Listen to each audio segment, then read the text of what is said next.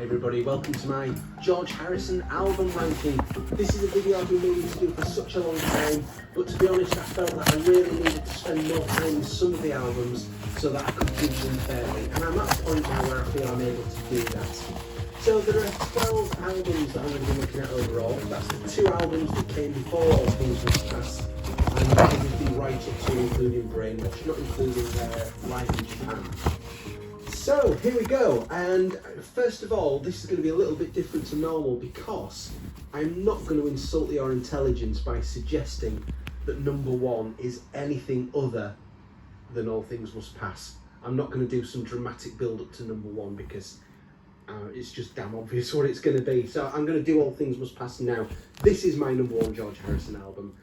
I also did a top 10 albums of the decade 1970s video a while back. I put this at number 1, which shows the utter respect I have for this album. George's masterpiece. It's quite possibly the best solo album by any of the Beatles ever. Possibly, but that's a video for another day. This was his sort of grand statement, all the songs that he built up in the last few years of the Beatles and struggling to get them out with having sort of a couple of songs on an album or 4 in the case of the White Album. And everything just came out on here. The title track, All Things Must Pass, is gorgeous. My Sweet Lord is an absolute classic by anybody's standards. What Is Life, Awaiting on You All, Apple Scruffs. Hear Me Lord at the end of the album is a song that I've got to know much more in the last few years and really love. To be honest, I'm not that fussed about the Apple Jam. I kind of consider that bonus tracks rather than part of the real album. I guess some of you may regard it as a triple album. I think of it as a double with a bonus disc of songs at the end. But that is without doubt by far and away my number 1 George Harrison album. I'm very, very much looking forward to getting a box set of this soon, hopefully this year. I'm kind of getting a bit bored of waiting for it now, to be honest. It's been so long coming, but I'm going to be all over it when it comes out. I'm going to be very excited about that, but I'm sick of waiting for it. So yeah, number 1, All Things Must Pass. Let's not pretend it's going to be anything other than that. So let's have a look, let's go back to the bottom of the list now and see where we are at with my number 12. Okay, number 12, I don't think this is going to be too much of a surprise to people.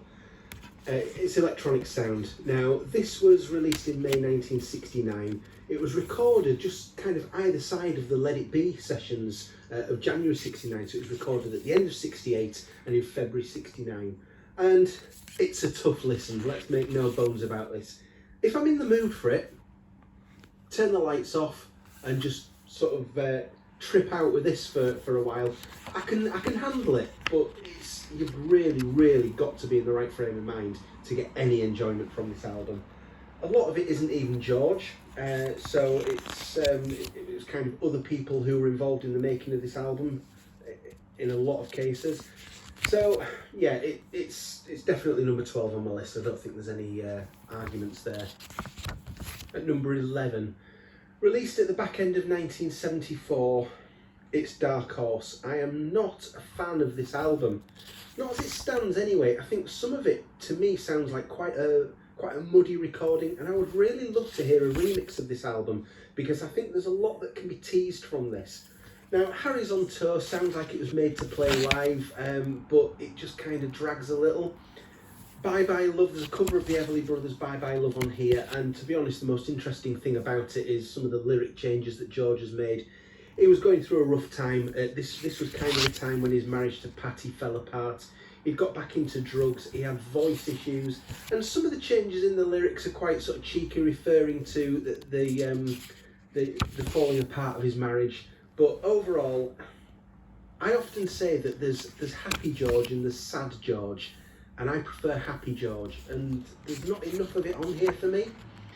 So it's not an album that I take great enjoyment from, but I think I would really like to get into a remix of it. Hopefully, if the Harrison camp do kind of deliver something to us over the next decade in terms of 50th anniversaries, I would be well up for hearing that for definite, but not a favourite at the moment. That's my number 11. At number 10, it's the follow-up to Darkhorse, Extra Texture. Now, if I'd have done this ranking 2 or 3 years ago, I might have had this even right at the very bottom. I really did not like this album at all. It's growing on me. Side A in particular is something that I've kind of grown to appreciate over the last couple of years or so. I think You is a really strong opener, and that's a good, this is Happy George, and that's probably my favourite song on the album. This Guitar Can't Keep From Crying is a really nice song. I do like that. There's a really good remix of that song on the CD release of this that came out a few years ago, and I prefer that, to be honest. That's a really good remix. But in terms of the general album, I think Side A is growing on me quite a bit. Side B I still struggle with. Grey Cloudy Lies towards the end is okay. It does share some guitar riffs with Hey Jude, which is quite interesting to hear. But overall, I'm kind of warming to this album, but I still find it a bit of a struggle. That's Extra Texture at number 10. At number 9 from 1982, it's Gone Troppo. Doesn't Egypt Station cover look like that? I wonder whether Paul was inspired. But anyway, I digress. Gone Troppo. Again, there's a bit of a theme running through here with some of George's albums where I find that I really enjoy Side A, and then it tails off a bit in Side B, and I think this is another one. I think it's a really strong start. Wake Up My Love, That's the Way It Goes, I Really Love You. I think it's a really good 3-song opening. Gone Troppo, the title track, I've always really enjoyed that since I got the Best of Darkhorse CD 30 odd years ago and got to know that song. So I do enjoy that. Baby Don't Run Away is interesting towards the end. And you've got Circles on here, so the song that the Beatles tried out in 1968, it's on the Isha Demos album. It was tried for the White Album, didn't make it on there, but eventually wound its way onto Gone Troppo in 1982. So yeah, this is an album where I think it starts really strong, but just doesn't quite keep up the momentum all the way through. But I can enjoy listening to that, definitely. At number 8, this is an album that if I was ranking this purely on how much enjoyment I get from sitting back and listening to these albums, this would be right up there. But I'll explain why it's at number 8 in a moment. It is Wonderwall music. So George's first solo offering, the soundtrack to the Wonderwall film of 1968. I really, really enjoy listening to this album. It is a lot of fun and it is so easy to listen to. But the only reason it's down at number 8 for me is that it's sort of quite limited George involvement. There's an awful lot of stuff on here that isn't George, and that's the only real reason that I'm dropping it down. If this album existed as it is, but all performed by George, I would have this probably top 3 or 4. Really like this album. It's a lot of fun. You've got George's Indian influences on there. You've got some of his friends from Liverpool sort of coming and playing on here. It's just really interesting and a lot of fun. That's my number 8. Now, it's been tough for me to split number 7 and number 6. Even just a few weeks ago, I would have had these the other way around. But number 7, 33 1/3. I enjoy this album. We're into the realms now of the albums that I enjoy, without a doubt. I think, again, Side A is much stronger than Side B. It's a fantastic... I would say the first 4 songs on here, Woman Don't You Cry For Me, Dear One, Beautiful Girl, this song, that's a great opening to an album, but I don't think it keeps the quality all the way through.